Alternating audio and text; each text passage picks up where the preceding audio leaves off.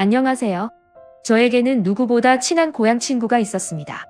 저는 그 친구가 결혼식을 할 때 가장 먼저 축하를 해줬고, 그 친구가 이혼을 했을 때 누구보다 더 슬퍼했을 만큼 제 인생에 있어서 그 친구를 빼고는 생각할 수 없을 정도로 저의 학창 시절, 대학 시절, 그리고 아가씨 시절에 가장 많은 시간을 함께한 소중한 친구였습니다. 저와 저의 신랑은 그 친구의 소개로 만나게 되었어요. 제가 20살 후반쯤에 당시 제 친구의 신랑의 친구였는데, 제 친구가 저와 신랑이 너무 잘 어울릴 것 같다고 해서 며칠간의 설득 끝에 소개팅을 한번 하게 되었고, 그 일을 계기로 연인 사이로 발전하게 되었습니다. 친구가 소개를 시켜주기도 했었고, 그 친구의 신랑이 제 신랑의 친구이다 보니 저희 4명은 자주 어울려 놀았고, 그렇게 몇 년간 지내다가 저와 신랑도 결혼을 하게 되었고, 우연히 그 친구와 같은 아파트 다른 동의 집으로 들어가게 되었습니다. 사실 신혼집을 출퇴근 거리나 금액적인 부분을 맞춰서 갔는데, 마침 그 친구네 아파트 한 곳과 시댁 근처에 한 곳이 있어서 신혼 때 시댁이 가까우면 안 좋다는 말을 많이 들어서 그 친구와 같은 아파트로 신혼집을 준비하게 되었고, 저희는 집이 해결되고 나니 다른 부분에서는 충돌 없이 결혼을 하게 되었습니다. 저희 신랑은 출장이 잦았고, 친구의 신랑은 야간 근무를 많이 하다 보니 밤이면 늘 그 친구와 저녁을 먹거나 가볍게 술을 한잔하면서 시간을 자주 보냈는데, 그렇게 2년 정도 지난 어느 날 친구가 술을 먹으면서 저에게 고민 상담을 하더라고요. 나 요즘 땡땡씨 때문에 너무 힘들다. 응? 땡땡씨가 왜 무슨 일 있어?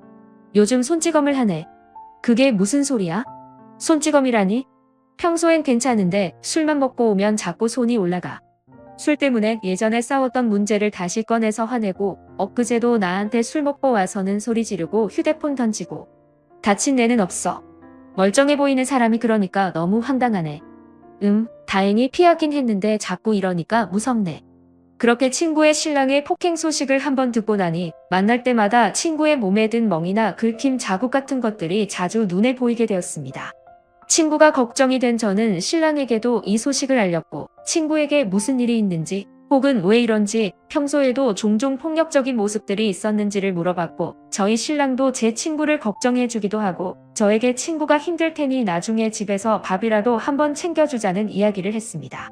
그렇게 제 친구는 6개월 정도 지난 어느 날 이혼을 했어요. 이혼을 하게 된 이유는 당연히 폭행. 그날도 친구는 집에서 늦게 오는 신랑의 저녁 준비를 하고 있었는데 신랑이 연락이 되지 않았다고 합니다. 결국 새벽에 집에 들어온 신랑은 제 친구에게 바람이 난 게 아니냐며 말도 안 되는 트집을 잡았고, 그날 친구를 때렸는데 친구가 머리를 잘못 맞아서 쓰러지고 집에 119도 오고 결국 약한 뇌진탕 진단까지 받았다고 하더군요. 그래서 폭행죄를 합의해주는 조건으로 현재 살고 있는 집만 받고 이혼을 하게 되었다고 했어요. 그렇게 친구는 이혼 후 몇 달을 전 남편이 집에 찾아오지 않을까 불안해하기도 해서 신랑이 출장을 가는 날이면 저희 집에서 자고 가기도 했습니다. 그렇게 또 6개월 정도가 지나니 제 친구도 안정을 찾기 시작한 것 같았고, 저에게 남자친구도 생겼다는 기쁜 소식까지 전해줬어요. 전 친구의 새로 생긴 남자친구가 궁금했습니다. 너무 좋은 일이니 축하해주고 싶었거든요.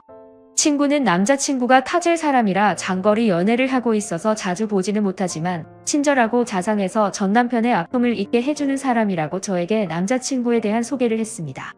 저는 친구가 안정을 찾은 데는 그 남자친구분의 역할도 컸다는 생각이 들어서 참 고맙더라고요. 그리고 오랜만에 저희 신랑과 친구가 함께 저녁을 먹는 자리에서 제가 친구에게 남자친구가 생겼다고 말하니 저희 신랑도 잘 되었다고 좋아했는데, 그 말을 들은 친구는 들떠서 남자친구 자랑을 거의 1시간 넘게 하고 간 것 같아요. 그런 모습이 싫지 않을 정도로 참 저에게도 기쁜 일이었죠. 하지만 친구에게 남자친구가 생기고 나서 저는 외로운 시간이 많아졌습니다. 친구는 남자친구가 타지에 있다 보니 평일 주말 가리지 않고 그 지역에 가서 놀다 오는 날이 많아서 신랑이 출장을 갈 때면 늘 혼자서 밥을 먹고 시간을 보냈는데, 신랑의 빈자리보다 그 친구의 빈자리가 더 크게 느껴졌습니다. 그리고 그런 생활에도 익숙해져 가던 어느 날, 그날도 신랑은 출장 중이라서 저녁에 간단히 전화통화를 하고 있었습니다. 그렇네. 전화통화를 하는 도중 아파트 경비실에서 안내방송을 했는데 수화기 넘어서 같은 안내방송 소리가 들리는 것 같더라고요. 당신 지금 어디야? 나? 어디긴? 지금 부산에 출장 왔지. 아, 경비실 방송 소리가 들리는 것 같아서. 에이, 그럴 리가. 나 이제 숙소 들어왔는데. 그렇구나. 오늘도 고생 많았어. 응. 나 이제 씻고 다시 연락할게. 그렇게 신랑은 피곤한지 잠이 든 것인지 연락이 없었고 그날은 친구가 남자친구를 만나러 간다는 말도 따로 없었어서 간단한 맥주랑 안주를 사서 친구네 집으로 갔습니다. 분명 집에 불은 켜져 있었는데 벨을 누르니 인기척이 없었어요. 그래서 잠시 어디 나간 건가? 하는 마음에 전화를 걸었습니다. 지금 어디야? 나 맥주 사서 왔는데. 나? 남자친구 온다고 해서 지금 밖이야. 오늘 집에 안 들어갈 것 같아. 맥주는 다음에 먹자. 그래. 데이트 재미나게 해. 그렇게 발걸음을 돌려서 집으로 가는데 제가 등을 돌려서 가는 순간 불이 딱 꺼지더라고요. 밖이라더니 이건 뭐지? 싶었는데 남자친구가 이미 집에 와 있나 보다. 하고 말았습니다. 그렇게 며칠 후 출장을 다녀온 신랑의 짐을 정리하고 있었습니다. 그런데 신랑의 짐에서 긴 머리카락들이 나오는 겁니다. 이 사람이 바람을 피우는 건가? 하는 생각을 했는데 그동안의 남편을 생각하면 그럴 사람은 아닌데 설마? 하는 순간 갑자기 지난번 통화가 떠오르더군요. 전화 수화기 너머로 들렸던 우리 아파트의 방송 소리. 그 소리가 생각이 났고 저는 그 길로 나가서 경비실로 갔습니다. 저랑 제 친구가 옆동이라 경비 아저씨와 잘 알고 지냈거든요. 안녕하세요. 혹시 저 신랑이 요즘 여기 자주 드나들던가요? 안 그래도 말씀드리려 했는데 요즘 왜 신랑분 혼자 다니세요? 제가 요즘 시간이 없다 보니 신랑이 먼저 친구 집에 가서요. 그러시구나. 안 그래도 며칠 전에 술 드신다고 장 봐서 들어가시던데 맛있게 드셨어요? 네? 네네네. 잘 먹었죠. 추운 날 감기 조심하세요. 혹시나 했는데 그날 신랑이 제 친구 집에 있었던 거였습니다. 정말 괘씸해서 말이 안 나오더라고요. 제가 친구 집을 찾아갔던 그 다음 날에는 제가 친구네 집에서 맥주를 먹었고 맥주를 먹으며 전날 남자친구와 데이트한 이야기를 저에게 미주할 고주할 이야기했는데 세상에 알고 보니 그게 저의 신랑이라고 생각하니 피가 거꾸로 솟는 기분이었습니다. 이때부터 저는 정말 이를 갈았던 것 같습니다. 생각해보세요. 내 남편과 바람을 피우는 여자가 친하게 지내왔던 친구였다뇨? 서로의 가정사정 다 알고 하루 이틀 본 사이도 아닌 그들이 어떻게 저를 기만하고 그럴 수가 있냐 말입니까? 이것들을 가만두지 않기 위해서는 증거가 필요했고 전 그날부터 증거를 모으기에 노력했습니다. 어느 날 밤 신랑이 휴대폰을 찾아보니 거래처라는 이름으로 장소와 시간만 적혀있는 문자가 많이 왔고 최근 문자를 보니 곧 어느 카페에서 보자는 연락이었고 저는 직감적으로 그게 제 친구일 거라는 생각이 들더군요. 메모를 해뒀다가 저는 그 카페로 가기로 했습니다. 먼저 카페에 가서 잠복처럼 앉아있으니 신랑이 왔고 이윽고 친구가 들어오더군요. 둘은 옆에서 앉아서 치덕치덕거리고 뭐가 그렇게 재밌는지 까르르 거리고 있었습니다. 저는 실제로 제 눈에 확인을 하고 나니 이 새끼랑은 같이 살 수 없겠다 싶어서 이혼을 결심했고 휴대폰 카메라로 두 사람이 붙어있는 사진을 찍었습니다. 그리고 1시간 정도 앉아있다가 두 사람이 나갔고 저도 놓칠 사람 따라 나갔는데 두 사람은 카페 인근에 있는 모텔로 향하더라고요. 모텔로 가는 그 놈에게 저는 전화를 걸었습니다. 어디냐고 물었더니 아주 태연하게 회사에서 일하고 있지라며 퇴근할 때 제가 좋아하는 마카롱을 사가겠다고 하더군요. 그리고 옆에서 제 친구라는 년은 빨리 끊으라고 신호를 주고 있고요. 그 두 년놈들이 어찌나 가증스럽고 구역질이 나오던지요. 그날 오후 저는 신랑과 친구에게 문자를 남겼습니다. 저녁을 해주려고 하니까 집으로 오라고 했죠. 아무것도 모른다고 생각한 이것들은 저 속여보겠다고 몇 분 차이를 두고 집으로 들어오더군요. 준비해 놓은 마지막 밥상에서 식사를 한 후에 디저트를 먹으며 이야기를 했습니다. 여보, 우리 이혼하자라고 했더니 그들은 놀란 듯 절 동시에 쳐다보더군요. 갑자기 그게 무슨 소리야? 당신이 얘랑 바람 피는 거 나 알아. 나 그렇게 바보 아니야. 이혼해. 미안해. 언제 알았어? 그게 뭐가 중요해? 이혼하자. 그리고 제 이벤트는 여기서 끝이 아니었습니다. 저는 이혼한 친구의 전남편 즉 제 남편의 친구였던 그 사람에게 연락을 해놓은 상태였고 이런 이야기를 하고 있던 중 그 전남편이 저희 집 현관문을 열고는 성큼성큼 들어왔습니다. 그리고는 친구와 제 남편을 때리기 시작했어요. 전 말리지 않았습니다. 남편은 볼에 제 친구를 보호하겠다고 달려들었다가 보기 좋게 신나게 얻어 터졌고요. 저도 솔직히 화가 난 상태이다 보니 웍을 들고 가서는 그 두 년놈들을 후려팼습니다. 웍이 좀 무게가 나가는 것이었으면 좋았을 텐데 제 팔목이 시원찮아서 가벼운 걸 사용했던 게 너무 후회스럽더군요. 그 난리를 떨고 나서 지쳐서 자리에 앉았고 이야기를 시작했습니다. 나 내 전남편한테 이야기 다 들었다. 너네 이혼한 이유가 그때부터 내가 내 남편한테 추파 던지고 어떻게 해보고 싶어 하는 걸 남편이 눈치채서 내가 처맞은 거라며? 그런데 어쩜 나한테는 내가 피해자인 척 그렇니? 내가 너 같은 걸 친구라고 뒀다니. 그리고 당신 이혼해줄게. 쟤랑 살아, 난 이 남자랑 살아보려고? 라고 했더니 남편의 발광이 시작되었습니다. 아주 미쳐 날뛰더라고요. 니들이 그렇고 그런 사이였냐면 말이죠. 이놈이 뭐 눈에 뭐만 보인다더니. 솔직히 친구 남편과 저는 아무 사이 아니고요. 이혼할 거 속이나 터져 죽으라고 내뱉었던 말이었습니다. 친구 전 남편도 눈치가 있어서인지 제가 말도 안 되는 소리를 하는데도 듣고만 있어주더라고요. 절대 안 된다는 남편에게 웃으며 이야기해줬습니다. 좋게 이혼하자. 그리고 오늘 있었던 일을 걸고 넘어지면서 뭐 폭행이네 만회하면 나도 가만히 있진 않을 거야. 소송 이혼 준비 들어갈 거고 네가 다니는 회사, 시댁 식구들, 우리 집, 그리고 이 동네 사람들, 아니 세상에서 널 알고 있는 모든 사람들한테 다 니들이 해온 짓 까발릴 거거든? 너도 마찬가지고. 둘이 그 멍청한 머리 잘 돌려봐. 뭐가 나올지. 그리고 내 집에서 좀 나가줄래? 하고는 그 두 년놈들을 쫓아버렸습니다. 그렇게 저는 혼인기간이 짧음에도 나름 위자료도 좀 챙겼고 협의 이혼으로 마무리하게 되었습니다. 그런데 참 제가 소문을 안 내도 이미 저희 아파트 단지 내에서는 그런 둘의 낌새를 눈치챘었나 보더군요. 제가 이혼했다는 소식이 알려지자 경비실 아저씨부터 미용실 아주머니까지 제게 위로의 말을 건네며 제 친구였던 그 여자를 욕하시더군요.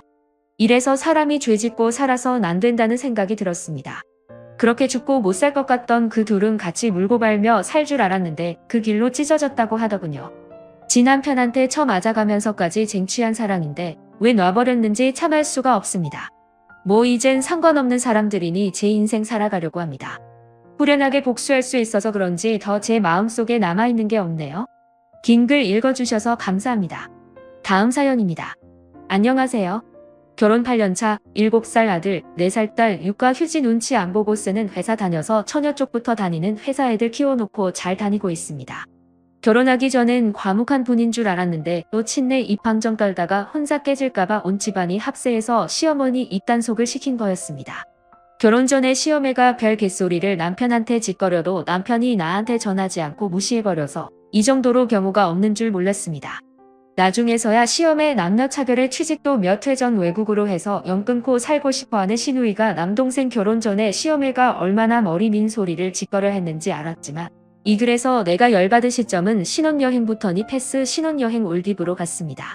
현지 도착해서 호텔 도착해 양가 부모님 전화를 드리려는데 공항에서 탄 택시가 우리를 엉뚱한 호텔에 내려줘서 체크인이 좀 걸렸습니다.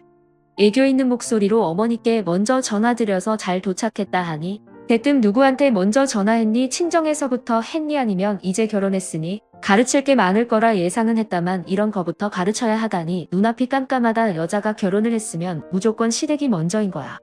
이딴 소리로 20분 넘게 통화. 그때는 뭘 몰라서 어머니 왜 저러시는 건지 몰라 우선 죄송하다 하고 끊었습니다. 바보 멍청이 같이 신랑한테 속상하다 했는데 그때 처음으로 그가라 마셔도 시원찮은 옛날 뿐이잖아. 네가 차 마시던 그 이후에도 명절에 친정 못 가게 하려고 남편 식혜에 술 타길래 내가 운전하면 되지 하고 신랑 데리고 나갔다가 몇 날 며칠 전화로 시달리고 연차 내고 아버님 생신 아침 생일상으로 다 차려드리고 화기애애한데 저녁 때쯤 우리 집 부모님이 전화 안 한다고 뭐라 하길래 우리 아버지 환갑이셨는데 그때 전화는 하셨냐 했다가 또 시달리고 그때마다 신랑이 다 늦게 커트하긴 하지만 꼭 그거지 발사기 같은 옛날 뿐이라 진짜 입을 찢어 놓고 싶었습니다. 그러다 진짜 연 끊을 일이 터지고 야 말았습니다. 첫째 가고 아직 성별 모를 때였는데 나보다 몇 주 먼저 친정 새언니가 임신을 했습니다. 그래서 성별도 몇 주 일찍 갈랐습니다. 성별은 아들 시댁에서 둘러앉아 밥 먹다가 새 언니 아들 가졌다는 이야기가 나왔습니다. 갑자기 시어머니 한숨 푹 쉬더니 한쪽 무릎 세우고 벽 보고 앉아 있는 겁니다. 우리 애는 아직 성별 모르는데 너는 딸이겠구나 하는 거였습니다. 딸이면 어땠어요 어머니 했더니 진심 황당하던 얼굴로 개 논리를 펼치십니다. 니네 회사에서 너 왜 쓰냐 회사 잘 굴리라고 쓰면서 돈 주지 너 니가 왜 우리 집에 들인 거 같냐 와서 부모 덕 보고 살라면 값을 해야 할 거 아냐 여기서 내가 값이라뇨 진심 몰라서 물었습니다. 아들 낳는 게 니가 값 하는 거라 함 정말 시부모 덕이라고는 결혼할 때 1억 2천 집값에 보탠 거랑 다이아 세트 하나 있는데 나 SUV 해가고 친정에서 8천만 원 내 돈 5천만 원 보태서 혼수하고 전세 값에 보탰습니다. 따지고 보면 내가 더 했습니다. 아 그래 시부모가 준 돈은 없었습니다. 이보다 작은 평수 살아야 한다 치더라도 아들 낳아 값을 하라는 건 무슨 개소리인가요? 그 소리 듣고 시누이가 놀래 자빠지면 엄마 지금 뭔 소리 하냐고 나한테 언니 기분 상했을 텐데 미안하다고 대신 빠른 사과를 했습니다. 근데 왜 사과하냐고 신우 그 자리에서 등짝 스매싱을 맞았습니다. 얘가 왜 기분이 상하냐 손자 못 보게 생긴 내가 더 기분 상한다고 합니다. 나 그 자리에서 그냥 일어났습니다. 시아버님께 정말 죄송한데 먼저 일어난다고 울면서 말했습니다. 허락해달라고 시아버님이 어서 가라 하며 괴성을 지르는 시어머니에게서 나를 등 떠밀어 구해내셨습니다. 이러는 동안 남편은 한마디도 안 건드렸습니다. 주차장에서 쳐대가지고 시집살이를 호되게 당해서 사람이 가슴에 화가 많다며 나한테 그냥 한 귀로 듣고 흘리라 하십니다. 그래서 내게는 흘려도 애가 들었다 하니 앞으로 입 조심시키겠다 시아버지께서 말씀을 하셨습니다. 근데 집에 가는 길에 남편 새끼가 꼭 그랬어야겠냐며 엄마는 잘못했지만 아버지 안쓰럽다고 아버지 말대로 엄마 옛날 돈이라서 그런 건데 그냥 좋게 넘어갈 수 있지 않았느냐 중얼거렸습니다. 차 세우고 내렸습니다. 택시 타고 친정 가는 길에 울면서 아빠에게 전화를 했습니다. 이혼시키겠다 하십니다. 내 딸이 거기 아들 낳으러 팔려간 거냐 시아버지께 전화해서 떨리는 목소리 가까스로 눈물 참으며 이야기를 하셨습니다. 시아버님이 죄송하다 시어매가 실언했다. 제발 애들 이혼은 생각하지 마시라고 했습니다. 그대로 2달간 친정에 있었습니다. 처음 한 다른 신랑이 찾아와도 문도 안 열어주다가 신랑이 짐 싸서 친정으로 왔습니다. 그러는 사이 아이 성별이 밝혀졌습니다. 아들 시어매한테 알리지 말라고 했습니다. 딸일 거라 뭐라 하는 것도 싫었지만 아들이라고 좋아할 거 생각하니 더 구역질이 났습니다. 그러다 슬슬 성별 밝혀질 때가 됐으니 시어매 계속 전화로 닥달을 댔고 결국 내가 풀었습니다. 전화 너머로 다 들리는 왜 말 안 해 딸이지 딸이니까 말 안 하는 거지 그거 듣다 빡쳐서 전화 뺏어서 아들입니다 하고 끊었습니다. 그 후 남편한테 내 눈앞에 시어매 그림자라도 띄거나 전화라도 오게 하면 바로 이혼 도장 찍을 거다. 시댁 가고 싶으면 너 혼자 가던가 말던가 난 너 없어도 사니까 이혼 당하기 싫으면 남편 것을 똑바로 해라 라고 했습니다. 나중에 신우한테 들은 얘기지만 계속 전화에 대고 찾아오면서 애 보여달라고 난리치던 시어머니한테 신랑이 가서 거실 바닥에 들어놓아 울면서 나 이혼 당해서 쩌렁이 같이 사는 거 보고 싶으면 마음대로 하라고 2배로 난리를 쳤습니다. 2달 친정에 있다가 엄마가 가게 일이 힘드셨는지 대상포진에 걸리셔서 옮으면 안 된다고 우리 부부를 신혼집으로 보내셨습니다. 좋은 조리원 예약해 주셨는데 신랑한테 조리원 이름 들어가는 당일 날까지 말을 안 했습니다. 시어머니한테 말할까봐 근데 조리원 나와서 친정에 3주 더 있다가 우리 집에 간지 일주일도 안 돼서 신랑 없는 틈을 타 나타나셨습니다. 처음에 내 새끼 보여달라 하길래 싫어했습니다. 여기 어머니 새끼 없어요. 저녁에 나와요. 저 안에 있는 건 제 새끼고요 했습니다. 세상에 내 팔꿈치를 붙들고 울고 우는데 미안하다는 말은 아무리 되뇌어 봐도 없었지만 내가 말이 헛나왔다 아들일 줄 몰랐다. 저녁에 신랑이랑 같이 찾아간다 하고 도망치듯 들어왔습니다. 저녁에 신랑이랑 아이 안고 같이 가서 앞으로 오실 거면 먼저 저에게 연락하시되 내가 안 된다 하면 안 되는 거다.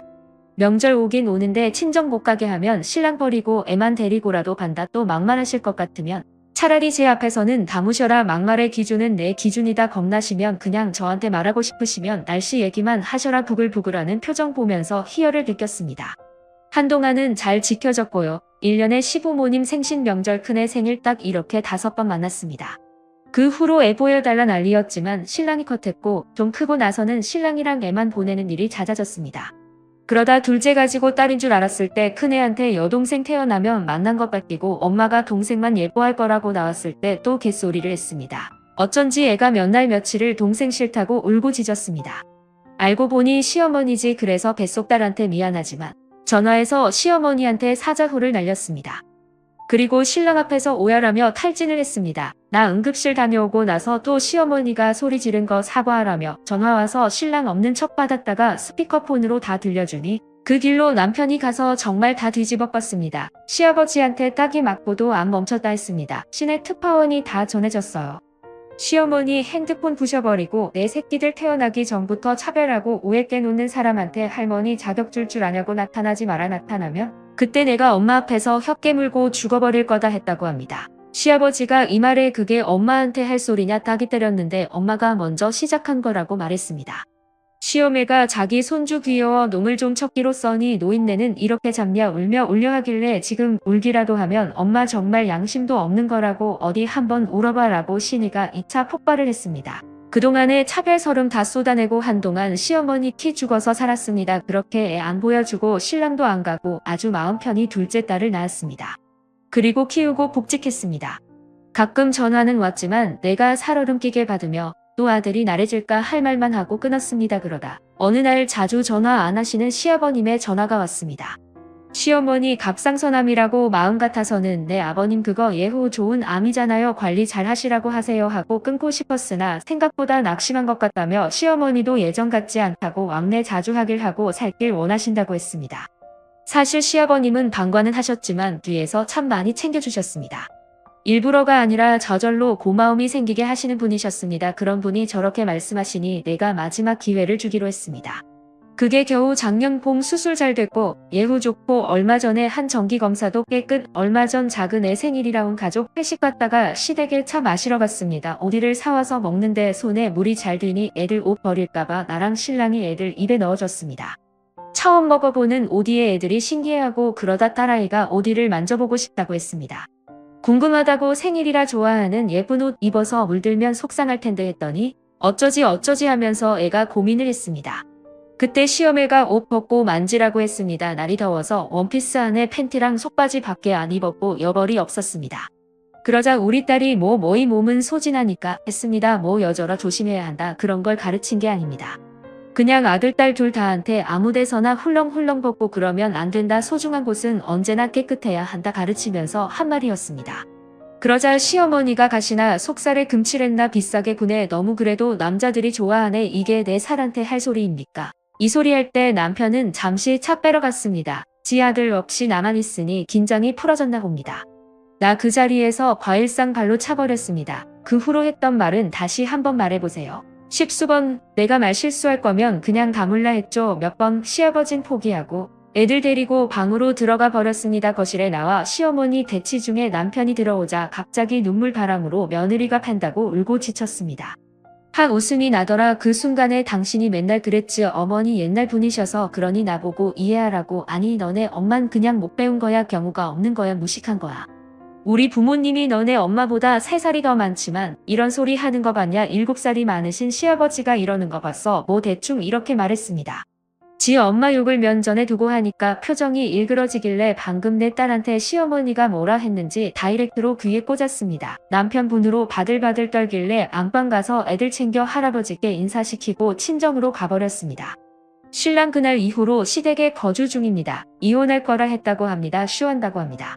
마누라가 직장 탄탄해서 소송해도 애들 친권 못 가져오고 한 푼 건질 것도 없다며 다 엄마 때문이라고 한다고 딱 일주일 그렇게 난리치고 엄마 너한테 사과하게 만든 다음 다시 난 보고 살게 해주겠다며 자기 버리지 말라고 출근하면서 주말엔 집 밖에 몰래 나와서 매일 전화로 빌고 또 비는 중입니다. 근데 남편이 아무리 그래도 시어머니 무릎 꿇고 넋 나가 사과하는 거 보지 않으면 이혼하고 싶습니다. 분위기 안 풀립니다. 정말 며칠이 지나도 마음이 움켜진 듯 답답합니다. 긴 글 읽어주셔서 감사합니다.